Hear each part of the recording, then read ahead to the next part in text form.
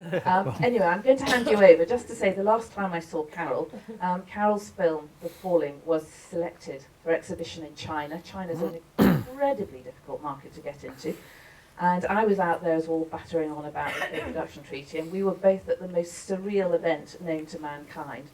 It was the launch of a film festival in China, and I joke not, I was on stage with Arnold Schwarzenegger, the Peking Opera, and 25 look-alike Marilyn Monroe. I promise you this is absolutely true. And there was Carol in the audience sort of going like this. It was very funny.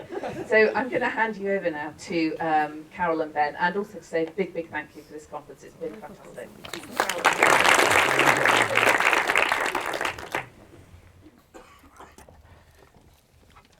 Thanks, Amanda. Sorry, our desk is looking like a bit of a to try and get through this session without eating my bun.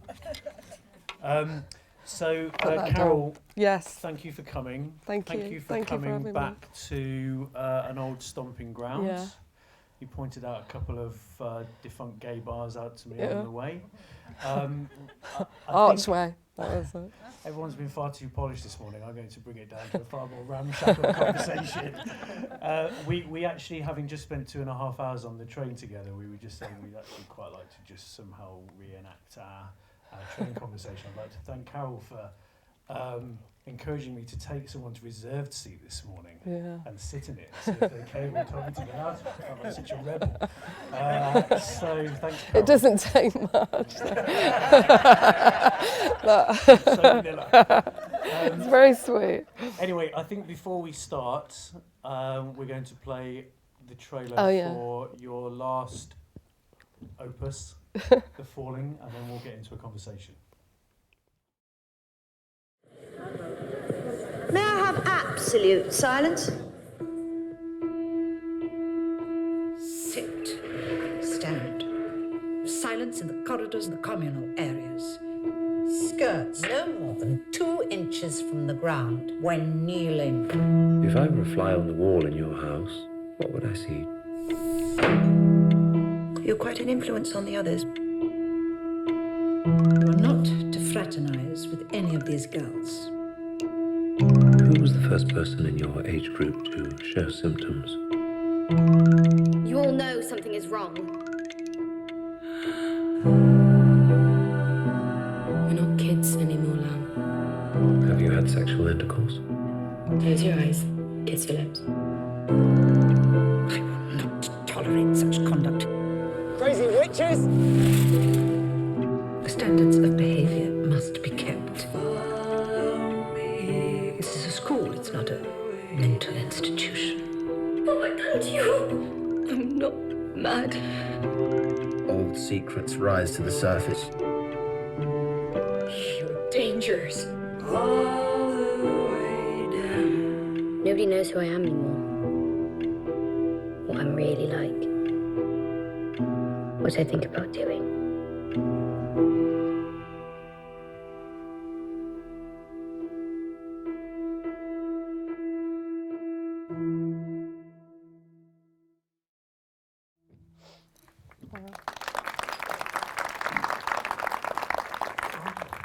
And an interesting fact, that's actually Jason Wood on the Glockenspiel. It's a little known to most people.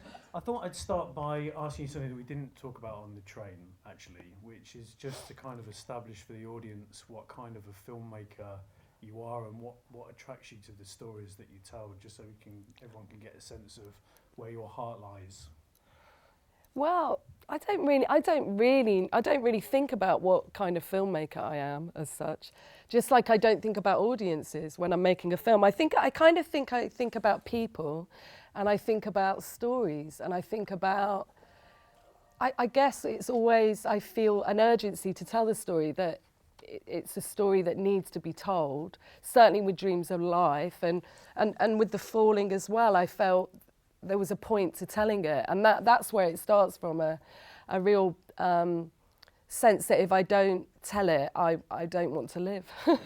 and I also think that I'm very, very interested, because I guess because when I eventually went to college and stuff, I studied fine art film, which is I think where I learned, I suppose, that it wasn't just about the story that you told, if they were indeed stories as such, but it was also about the way you told it and to look at the form of it. So I've always sort of, I guess that's sort of a part of my approach to filmmaking. It's not just about the story, it is really how you tell it. And obviously when you come to make the feature films and stuff, you then have to engage in a sense of, because you get the questions on the forms when you submit to the BFI, who is your audience?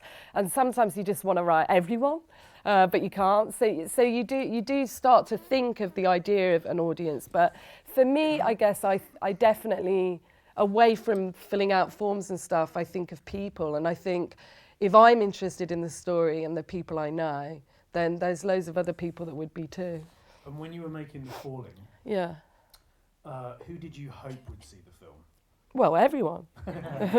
I mean, you made a film which has a lot of girls, young women and girls in the film. Well, did you hope that you were making a film in part that would speak directly to that audience, and did the release and the audiences that you saw meet your expectations? Well, I think I think young people are probably to a certain extent disenfranchised from cinema. I mean, I think it's fairly expensive. And I thought about the younger people in my life. So, for instance, my cousin's daughter, Nicola, who's 20, lives in Llanfyfechan in North Wales, and for her to get a bus is £2.50 there and back, and to go to the cinema. So I kind of think there's probably a young art house audience that tend to be metropolitan, and then there's the place outside of that where my cousin's daughter was really excited when she saw the DVD in HMV.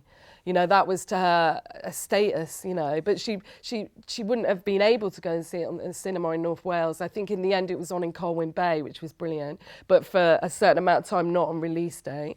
But for me, I made the film at the time we discussed, I think, in these kind of meetings that you have with the BFI and stuff, we discussed the teenage audience, which everybody kept going, it's a really difficult audience to get.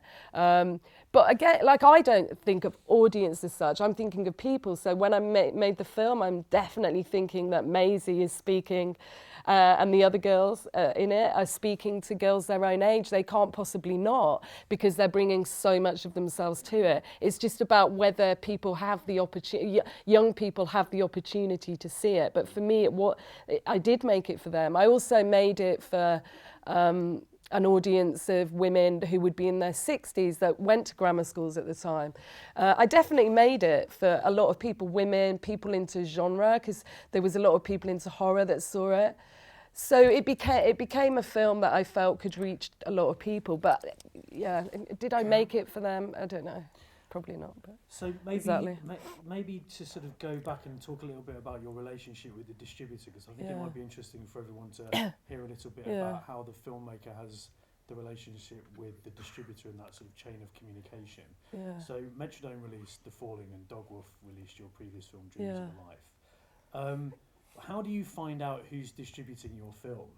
Well, I don't know other people, but I attended, I think with Dreams of Life, Dogwolf were the only people that wanted to distribute it, and we brought them on early because, again, people don't particularly want to finance a film if it's not going to be seen and get in the cinemas. So Dogwolf were brought on early.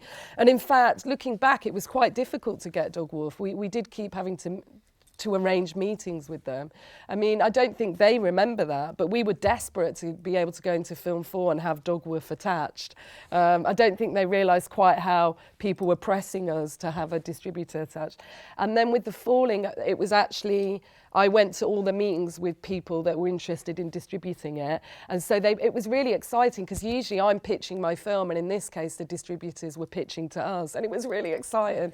And some people did little PowerPoints, some people didn't.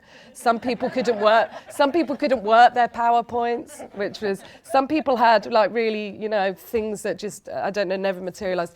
But so, I think that with Metrodome, they gave a really great, they really loved the film, and that was the thing, they really understood it and got it and were excited by it and saw ways of presenting it and building an audience for it, getting it into into exhibition, and understanding that, say, they said for the cinema exhibition we'll take it more a coming of age film, and then for DVD we'll go genre, we'll go more supernatural horror. So, but they had a real plan for it, and is that something that you felt entitled to challenge, or could you push them at that point and say it's 200 prints on date, or I'm out the door? I mean, what was your feedback to that? You know what was really interesting is they were really scared to say to me that they were going to, at DVD stage, push it as a genre film. And I'm like, great, more people will see it. I don't have a problem with that.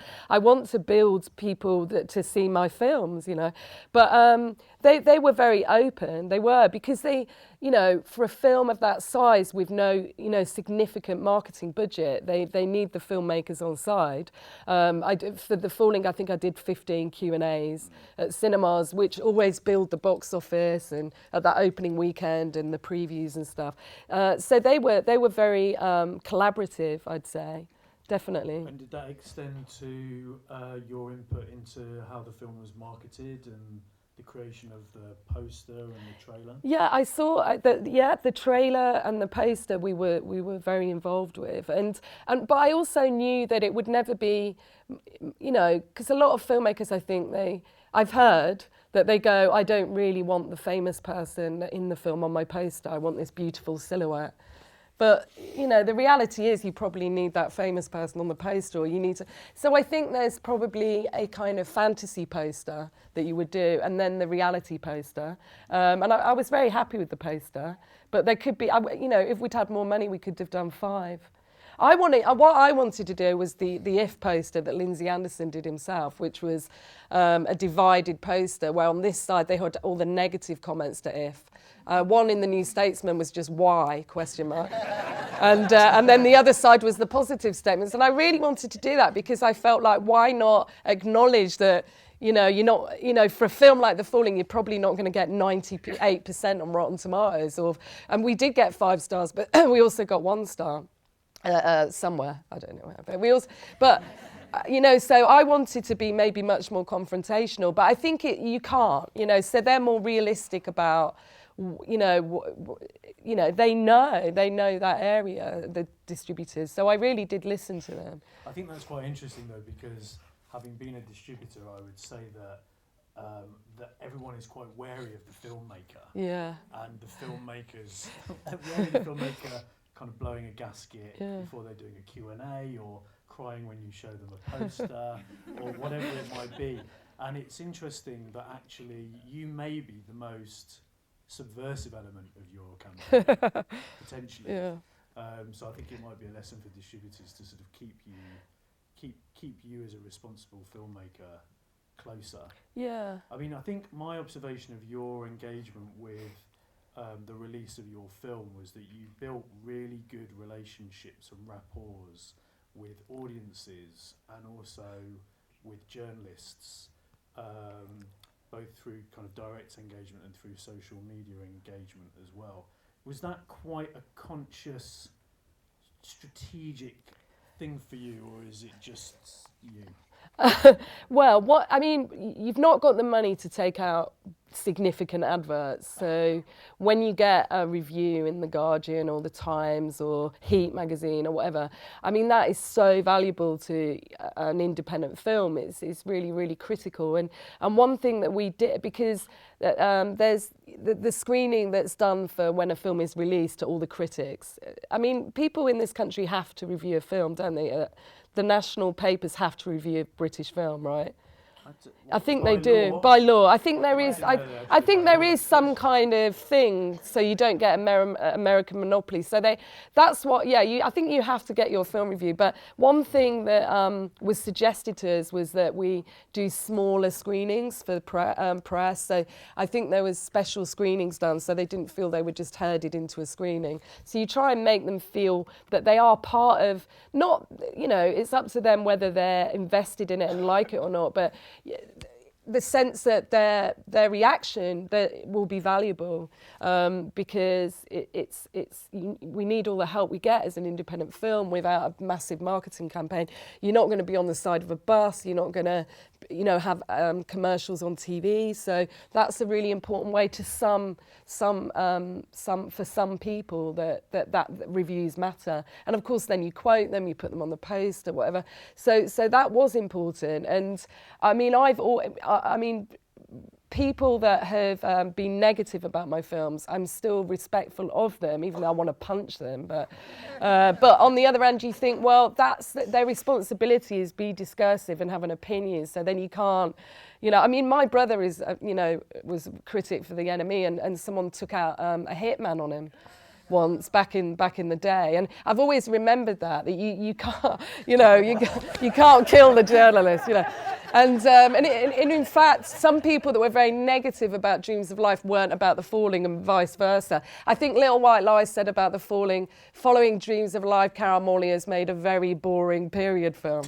And you're like, oh, right, okay. But then you're sort of like, well, that's okay, whatever, Although we were talking earlier about how so often those reviews kind of correct themselves over a kind of longer period of time. We're hoping, yeah. And you have to, I think it's incumbent on all of us not to kind of run from those negative reviews in the opening week. Yeah. When a year later, 2 years later, there's something else. And also, I do think in that speak, it's part of the conversation, part of a dialogue. And I think people for me, I like reading reviews. Often I like reading them after I've seen the film, but they're a very important part of trying to place yourself within, it's fascinating, So I don't think I think if a film is universally liked, it's equally off-putting because maybe it's too palatable, it's not doing anything.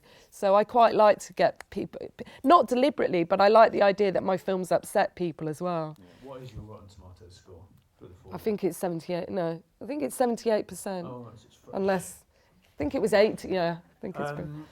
These things do matter, you see, you do know.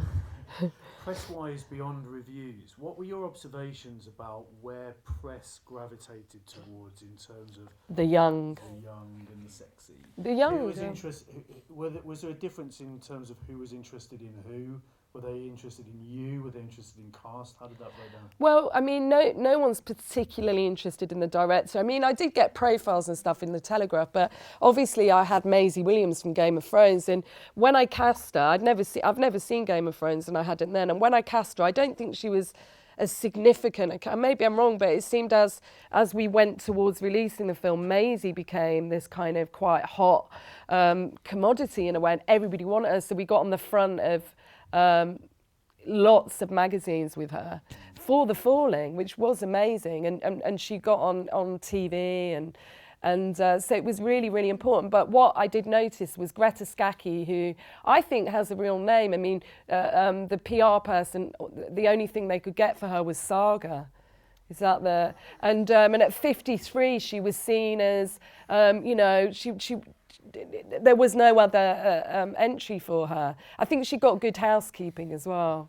And Florence, who was the unknown in the film, got 8 pages in style for The Falling, and so I spoke to someone at the Evening Standard, and she said, we want fresh, we want the new young thing. So it's sort of a reminder of whatever you do, there's still a kind of sensibility of what sells, of what markets well, and so even if you know that to be counter to that, there still are sections of cultural outlets where it's quite sort of restricted really about what is marketable. And I thought it was interesting your observation earlier how discoveries are exclusively young discoveries. Yeah. Where's the space to discover someone in their 50s? Yeah. It's just no one's interested. No, because I think there are kind of master narratives, and that's part of one. It's like a young discovery. We understand it, it's familiar, we can enjoy it.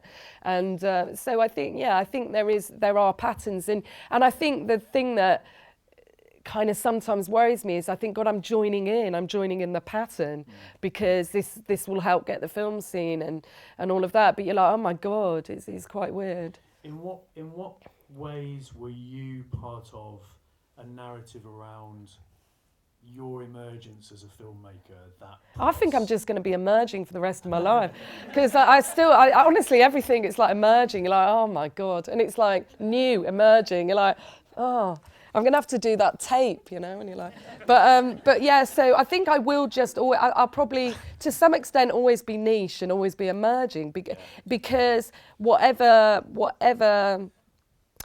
I think there's something about the kind of stories I want to tell, and being a woman, even though we're like a majority, I think, aren't we, in this country? There's still a kind of idea of niche, you know. And I heard Elizabeth Carlson, who produced Carol, the other day, and she said that Todd Haynes was advised by his agent not to direct Carol because he would be seen as a woman's director and therefore lose status.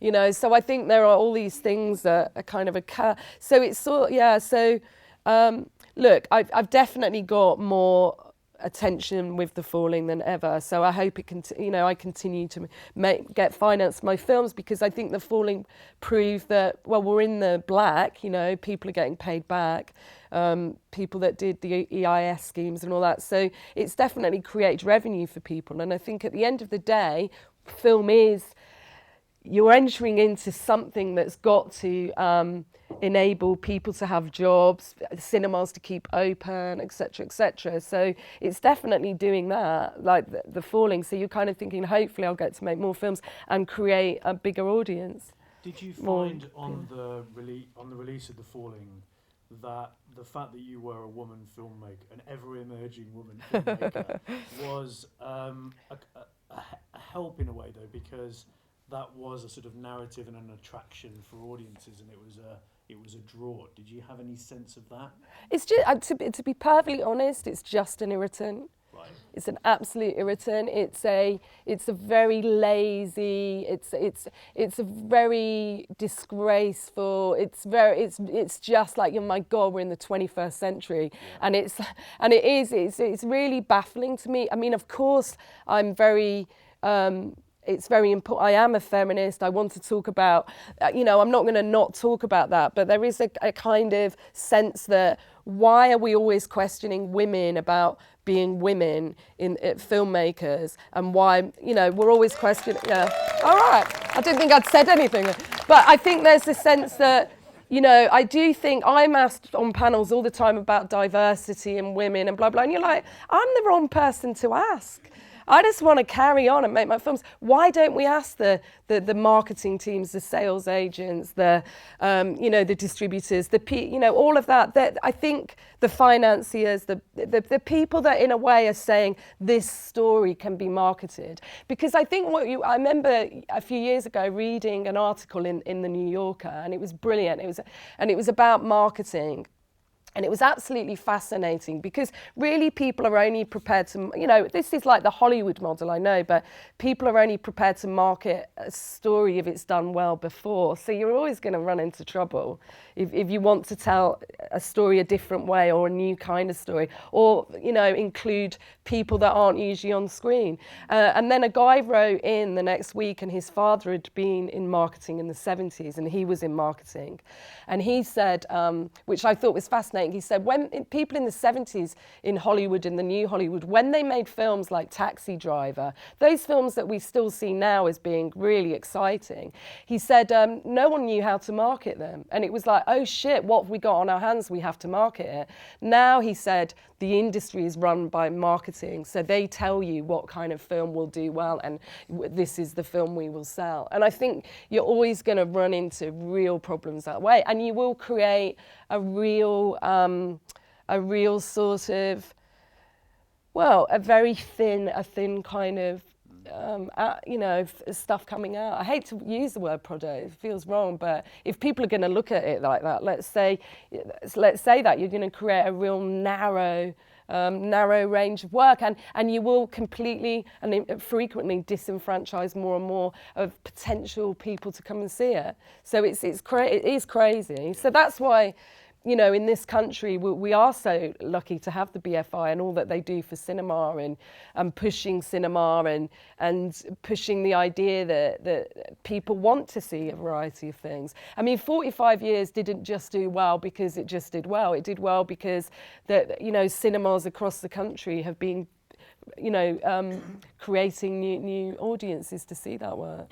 I mean, I'd like to talk a bit about your experience of travelling around the country with the film. So you said you think you did 15 Q&As. Yeah. How many of those Q&As weren't in London?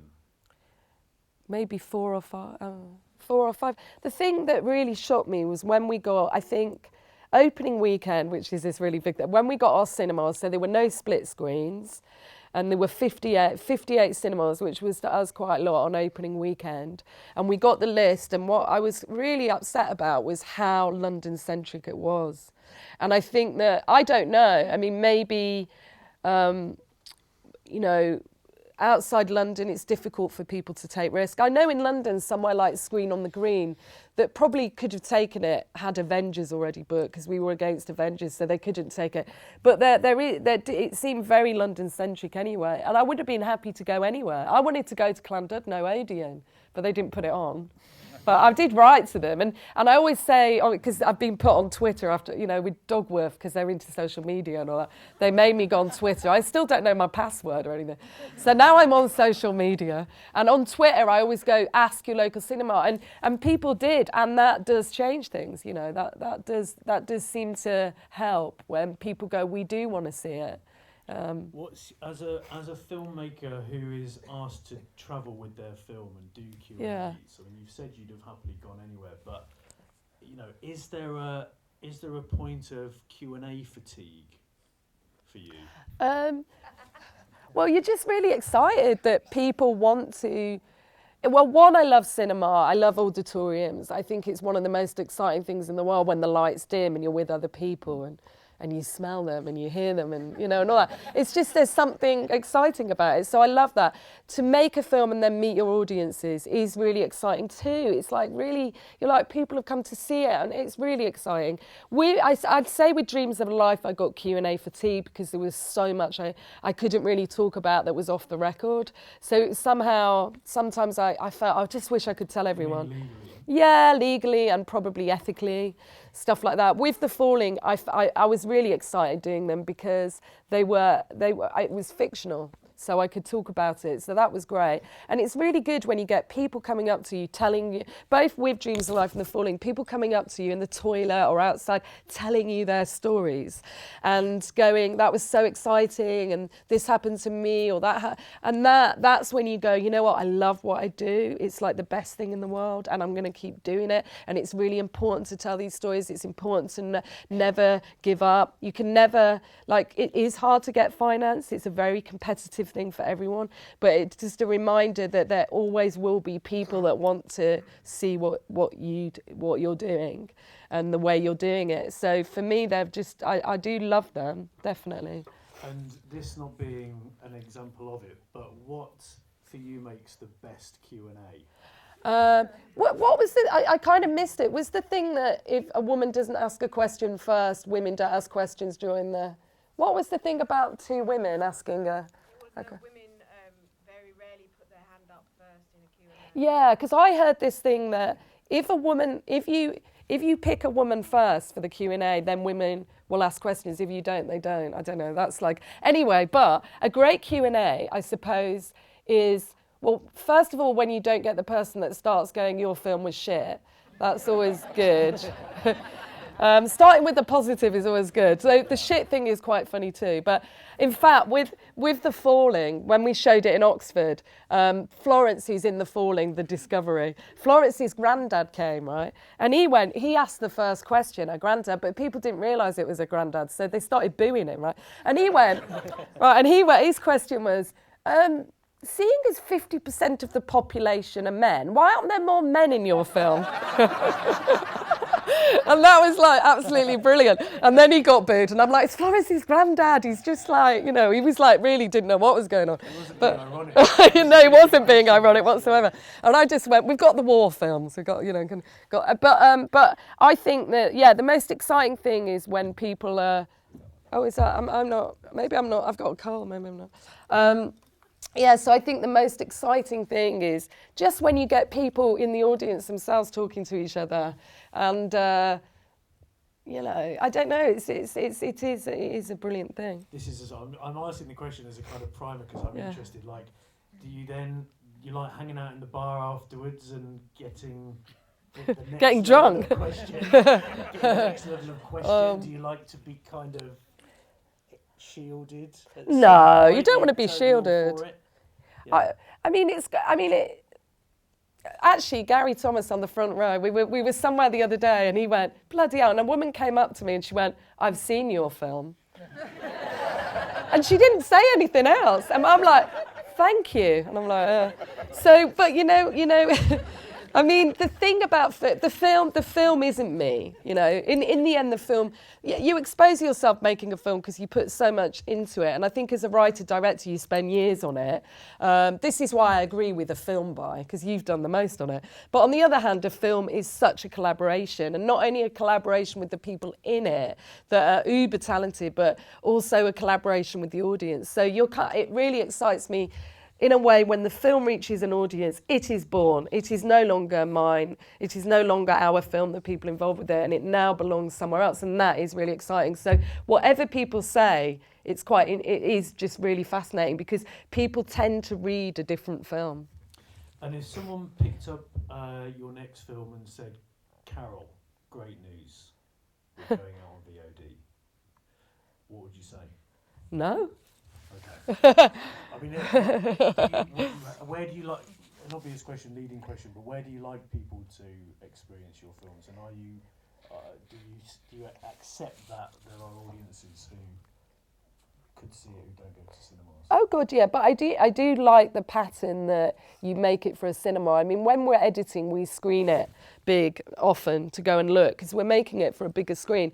And obviously, so day for day releases. That Falling did it like that in America, which was great because I think it went to 10 cities, but then you can reach everywhere, you know, middle America. Well, you know, I don't know, it can go anywhere. But I think in my own country, there's a certain prestige that's connected to a film. I don't think, because I think a lot of the Netflix, Amazon, they don't like it if you haven't done a cinema, particularly in this country.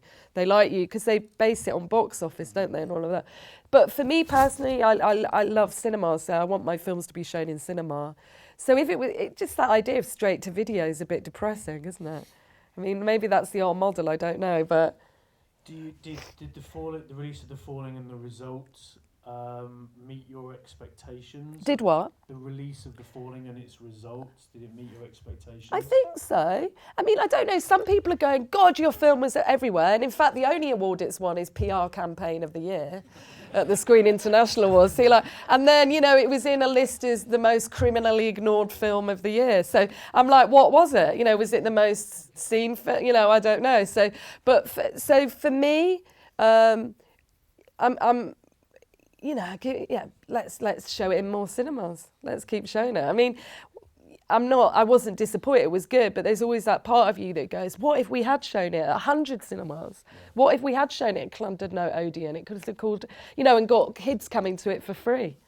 By the way, I've got no idea what the time is, so someone's going to have to do this when they need to. Yeah. Can I ask you about your shorts? Because obviously you made quite a lot of shorts at the start of your filmmaking career. Yeah. Did you ever take those to cinemas? Did they ever get screened? Yeah, but I mean, I didn't make them as short films. I just made films, and then they were short.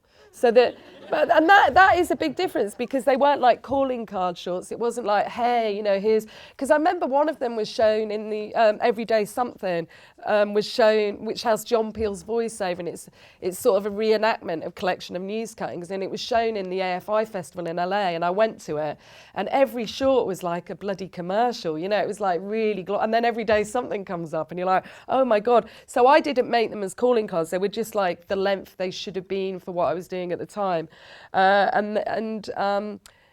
So they were, some of them were screened before features and stuff like that. But the alcohol years, did that screen in? That was on that was an Arts Council grant that kicked it all off with Gary Thomas, who's sitting there, and that went on a BFI regional And in fact, Helen DeWitt sitting there, I could go through the audience, but Helen DeWitt there, back when I left St. Martin's in the 90s studying fine art film, Helen DeWitt was part of Cine Nova, a women's distribution a company. What would you call it? Company?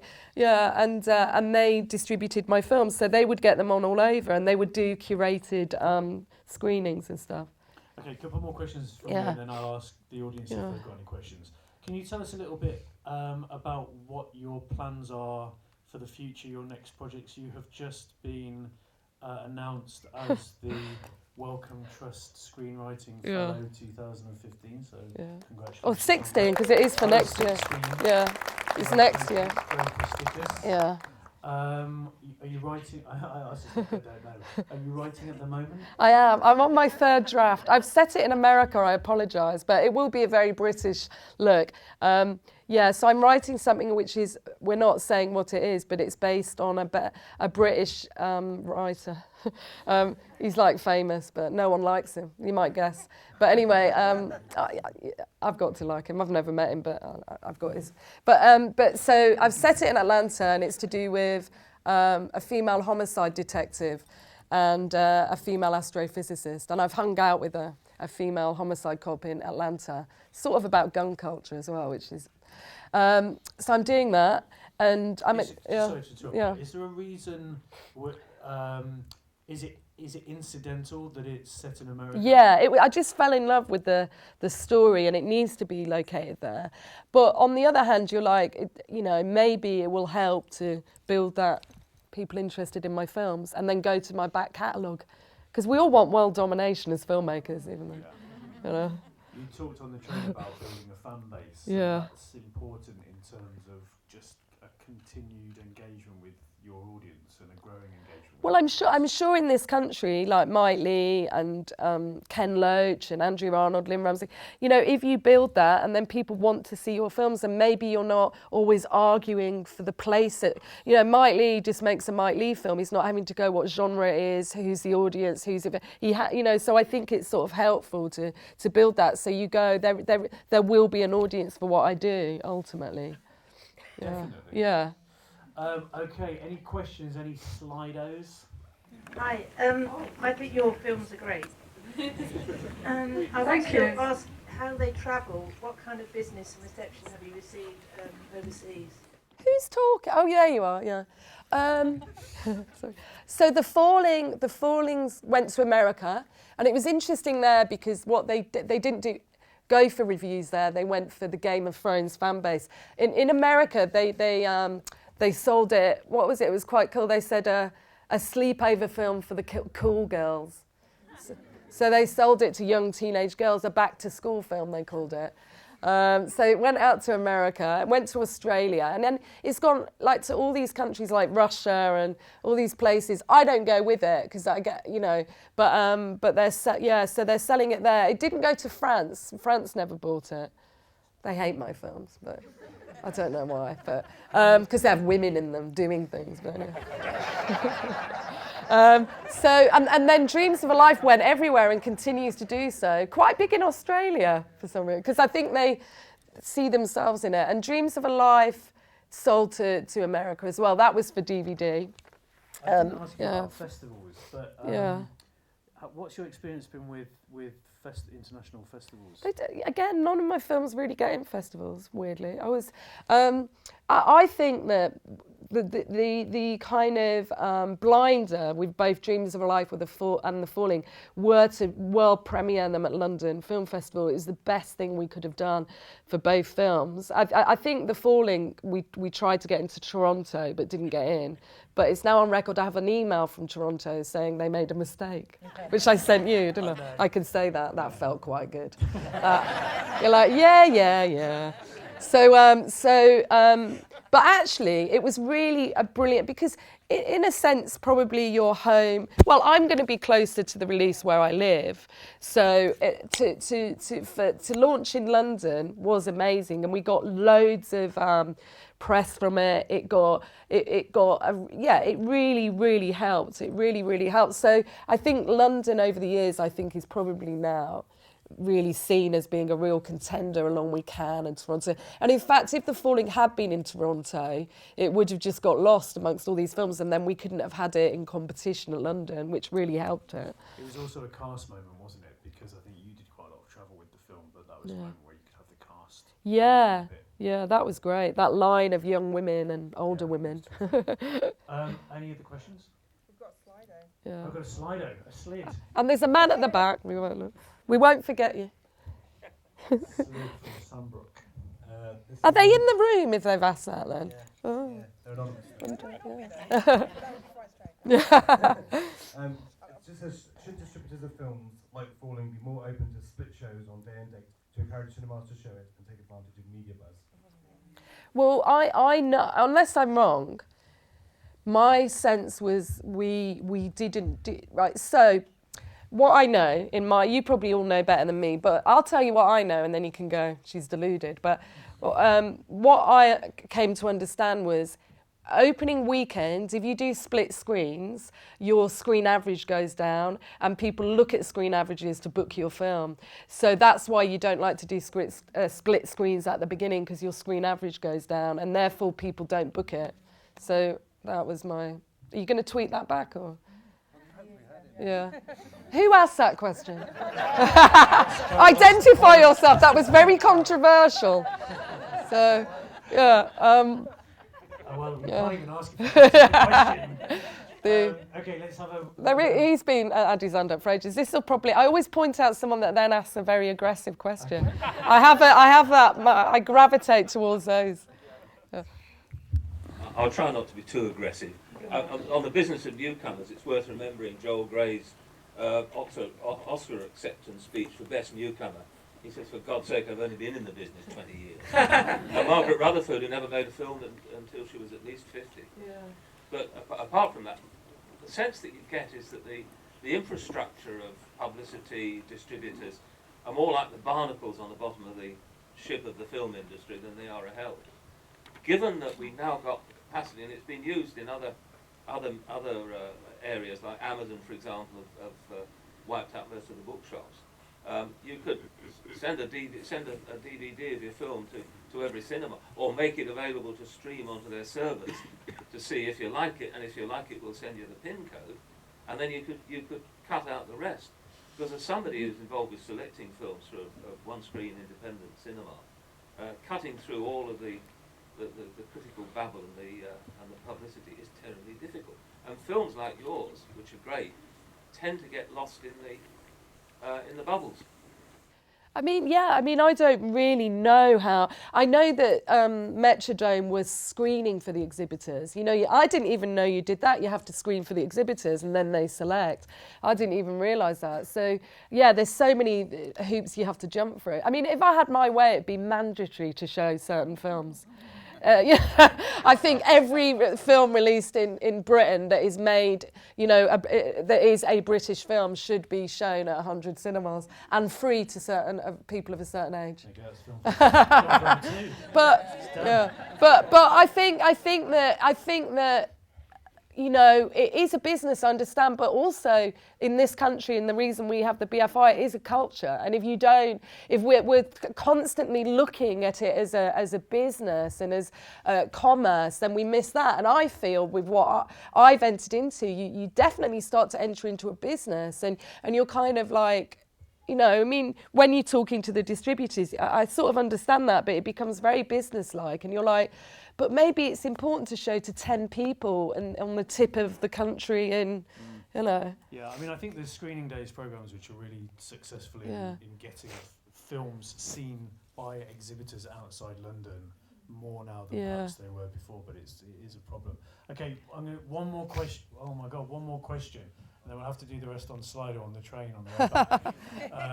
There's a question here, a very erect hand. Thank you. Still early in the morning. A couple of weeks ago, there was a story I read on the BBC website about a school in Yorkshire where there was about 40 pupils got mysteriously ill and had a mass fainting episode. Was that just a case of real-life phenomenon, or was it a guerrilla marketing campaign for the DVD release? If it had been closer to release. In fact, I tweeted about it. Metrodome were a bit cautious about tweeting about it in case it did turn out to be a chemical spill. I'd like to think that the falling, because these cases occur in closed institutions all around the world. I'd like to think that the falling made it trendy to report. So it was because of the falling that they reported it. They thought it might have some newsworthy status. But I was quite excited by that. Because people, I keep going, the mass psychogenic illness, mass hysteria, however you want to term it, is a real phenomenon. And I kept saying that. But after the thing in Yorkshire, people writing to me going, "Oh my God, you predicted this." And I'm thinking, I'll just take that then. I'll just take that. Yeah. Okay, our sticky buns are getting hard. He's got. This is the BFI for you, And can I just say though, on a note, because you guys have been so supportive for my film and to me, but also it was a case of persisting over the years, and I think, there's not filmmakers here, are there? I don't know.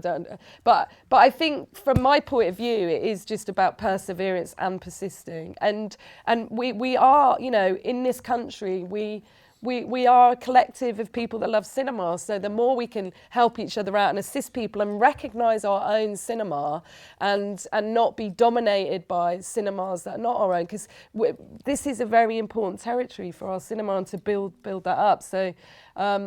That's exhibition is absolutely crucial. We do not want to go straight to DVD. Yeah, here. Yeah, or to that digital thing. And I should say, thank you very much for coming up this morning. Yeah. I think you're a kind of model filmmaker actually, because of. I hope I'm not a creep though. It's like my worry. Gary's like nodding like I'm a creep. Just in terms of the kind of your work and your creativity, but also the way that you do. I think it's quite admirable how you engage. But back in the day, because I come from this sort of avant-garde experimental model, and I also loved all that American tradition of Maya Deren, Maya Deren, all those people in America they would go and take their films to the universities. They would have a film can in their bag. They would screen it whenever they could. And I don't think as a filmmaker you can just rest on your laurels and go, right, I'm washing my hands now, the job is yours. I don't think so. Not as an independent filmmaker. You have to be behind your film. You have to be there for it. Why wouldn't you want to be? Oh, bravo. Oh, well, thanks very much, Carol. Thanks for coming. You. Round of applause. Thank you, everyone.